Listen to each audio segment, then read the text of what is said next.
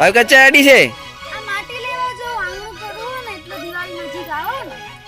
એવું છે એમ તો પણ આટલી દોડચીમાં માટીમાં શું થશે પણ ભાઈ વધારે મારાથી ઉચકાતું નહીં ને હું ઉપડાવા આવું હે? હા હેડો તારે તો થોડું ડિસ્કો કરી લે